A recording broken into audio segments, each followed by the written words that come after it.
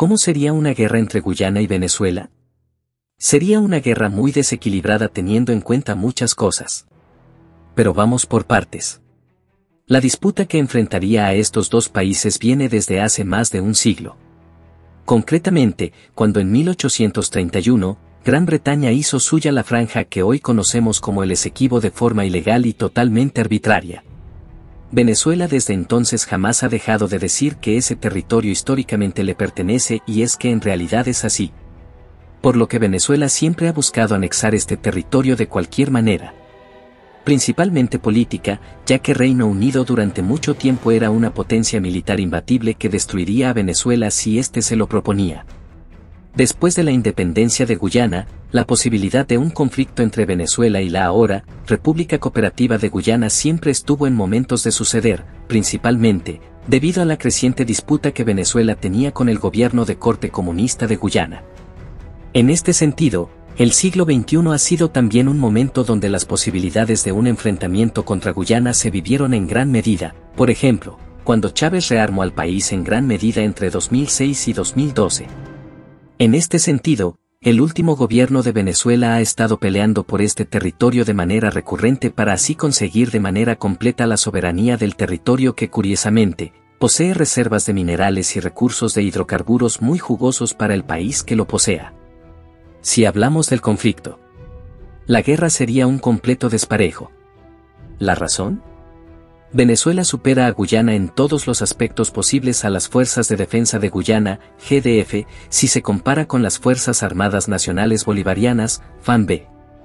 En tierra, Venezuela posee un poder blindado muy elevado. Las fuerzas blindadas venezolanas cuentan con 92 tanques de batalla principal T-72B1 como su principal carro de combate, sumado a 86 tanques medios AMX-30V como segunda línea de blindados. A esto una fuerza blindada compuesta de tanques ligeros AMX-13, FV-101 Scorpion, tanquetas Dragon 200, con un parque de transportes de tropas BTR-80 y vehículos de combate de infantería BMP-3.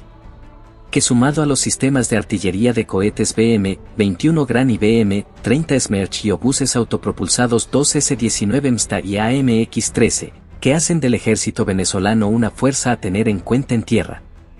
El T-72B1, un carro de combate que sería el infierno para las formaciones de Guyana. Obviamente, mucho de este equipo está en condiciones operativas desconocidas con algunas incluso inoperantes, pero con un mínimo de cada uno esté en servicio es casi imposible parar tamaña potencia de fuego. Venezuela posee cerca de 150.000 soldados en activo, con más de 300.000 en reserva, lo cual es sin dudas un número enorme para las operaciones en Guyana. Guyana por su parte, tiene solo 18 vehículos de reconocimiento armado E-09 Cascabel, 24 blindados de transporte E-11 Urutu, 42 Beck M1. Una fuerza blindada decente, pero que, ante los venezolanos, estos sufrirían demasiado en combate a campo abierto. El ejército de tierra solo cuenta con 4.600 efectivos activos, mientras que en reserva solo hay 3.000, una suma demasiado pequeña contra la cual estarían demasiado mal parados. En aire. Venezuela en este aspecto es la reina completamente. La aviación militar bolivariana cuenta con un arsenal que dejaría a la inexistente Fuerza Aérea de Guyana en pañales. La aviación de combate de Venezuela cuenta con 22 cazas pesados polivalentes Sukhoi Su-30 Mk2, que están equipados con un arsenal tan avanzado que Guyana solo podría soñar. En el aire, estos cazas tendrían los cielos a su dominio sin oposición, con misiles aire-aire BVR como los R-27 y R-77 y los infrarrojos R-73. Además de contar con misiles aire-tierra KH-29, KH-31 y bombas FAB-250 y FAB-500 para ataques a tierra. Si no, están los 16 F-16A Block 15, que igualmente harían estragos por su armamento, que, aunque antiguo, es igualmente eficiente con sus bombas guidas GBU-82 y bombas MK-80 que bajo cobertura de los Su-30 MK2 serían la pesadilla de Guyana. Guyana no tiene ningún caza de combate que pueda enfrentar a este binomio tan poderoso. Esto hace muy probable que las fuerzas aéreas venezolanas durante toda la guerra dominen el cielo con una superioridad aérea sin disputa directa.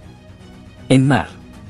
Venezuela ha quedado sin sus fragatas clase Lupo, sin embargo, sus patrulleros armados de Costa Avante 2200 podrían servir como escolta para las fuerzas de desembarco de la Infantería de Marina de Venezuela, que es una de las mejor equipadas del continente latino. Guyana no posee ningún tipo de navío para hacer frente a la Armada de Venezuela, por lo que sería imposible que los guyaneses puedan pelear esta guerra naval. Conflicto. Este sería un conflicto demasiado desigual por las razones antes expuestas. Venezuela solo tendría que movilizar a solo 40.000 o en máximo 60.000 tropas para el asalto a la invasión contra Guyana.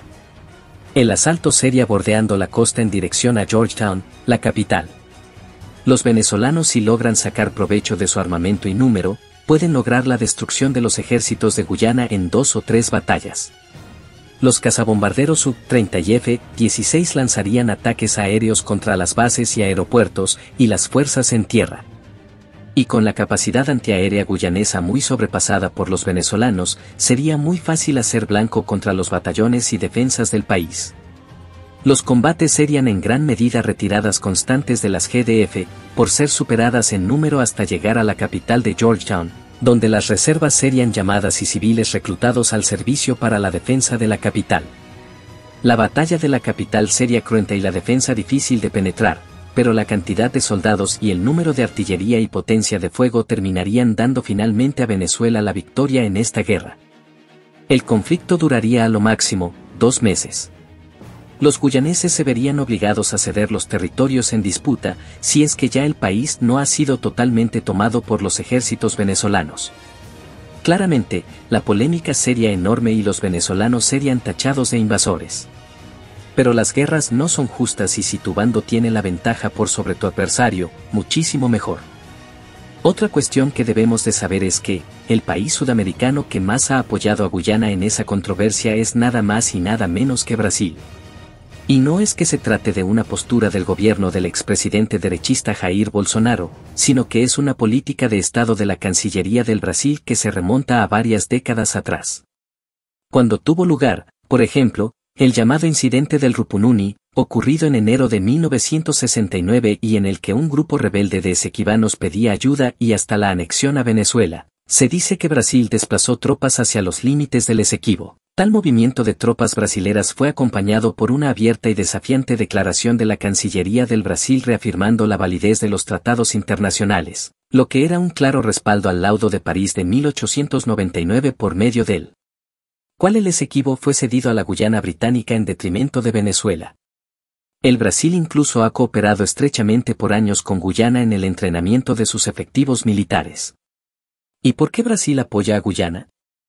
Pues porque al Brasil no le conviene en modo alguno que se produzca en Sudamérica un precedente de cambio de límites por invalidación de un tratado o laudo de delimitación de fronteras de la manera como alega Venezuela a través del Acuerdo de Ginebra de 1966.